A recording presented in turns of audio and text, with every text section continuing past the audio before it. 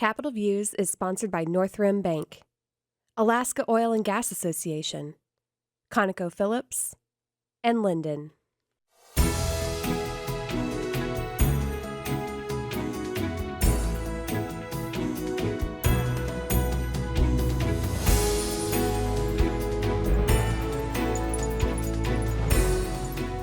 Hi, I'm Tim Bradner with Alaska Legislative Digest, and welcome to Capitol Views. And welcome today to Curtis Thayer, Executive Director of the Alaska Energy Authority. Curtis, the authority, or AEA as people refer to it, is sort of all things energy for state-sponsored, coordinating energy projects. I think I'd like to ask you just generally to talk about the one of the most important projects for Southeast Alaska is the expansion of Bradley Lake Hydro, the Dixon Diversion Project. Maybe you could talk about that, where it is, what it is. Yes, we started looking at what we call the Dixon Diversion. There's a glacier called Dixon Glacier, and it's receding, and using the water that's coming from that glacier is creating a lake, and using that water and diverting it through a tunnel, which would be 16 foot in diameter for about 4 or 5 miles, and putting that water into Bradley Lake, where we have the existing facility, and raising the dam. It's about a $400 million project, and we started that in 2022. And we just recently filed our preliminary amendments with FERC, the Federal Energy Regulatory Commission. And we have 4 months for them to review it and bring in all the necessary parties, and everything looks good. We'll make our formal application in June of this year. Curtis, when would construction actually start? If we submit in June of this year, it'd be approximately 12 months to go through the regulatory process. And so we would be looking at doing construction, probably start preparing in late 27. And the completion date would be 2030 or 20? But our goal is to be late 2030, 31 at the latest. One of the big significant reasons we want to get this done is it will displace about 1.5 billion cubic feet of natural gas, which is about 7.5% of the unmet needs. So it would fill a gap that would otherwise need to be filled by natural gas. We could fill it with the hydro for the electrical utilities. Is that 1.5 billion cubic feet a year? Yes, it is 1.5 billion cubic feet a year.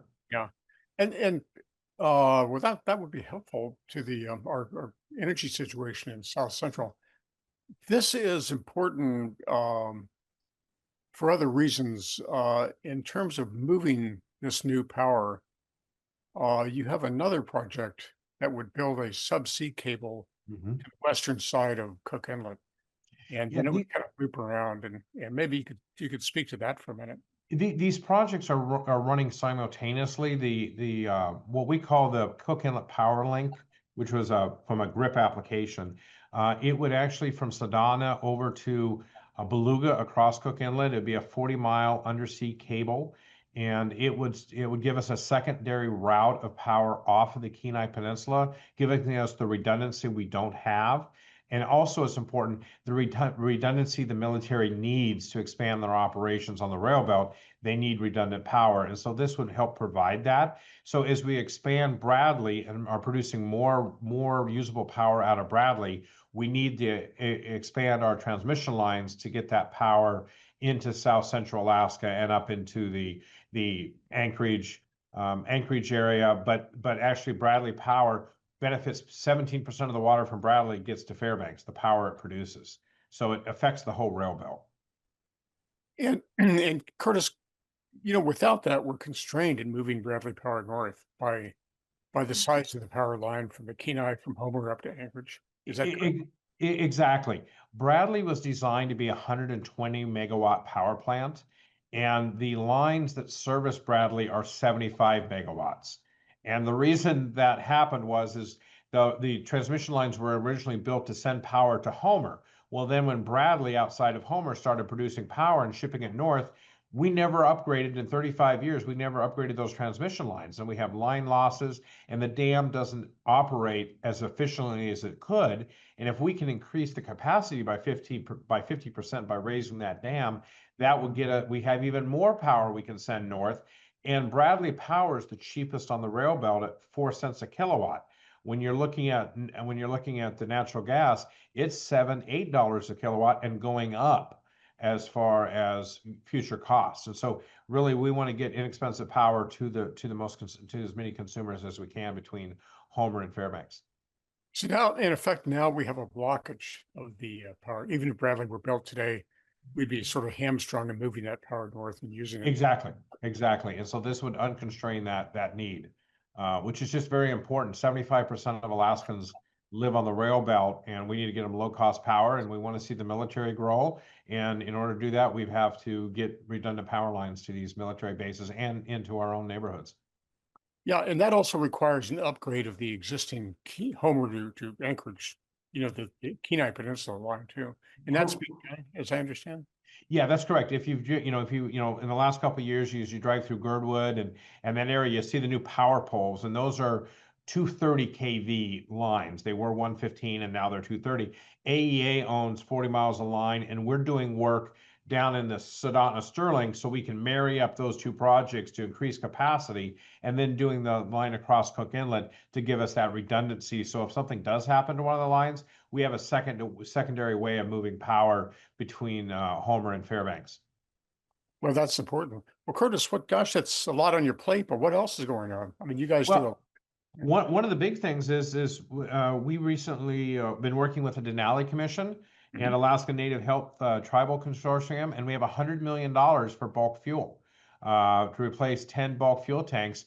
It's $100 million, and it's actually, the grant was from the EPA.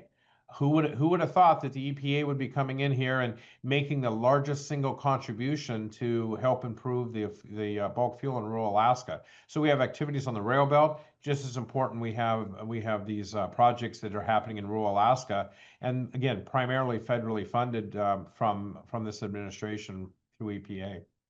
And Curtis, is there any state match required for that EPA grant? No, that's a good question. No, there is no match required. And it's the goal, we've been told by EPA, they would like to try to give us $100 million a year over the next 3 years. So that's $300 million.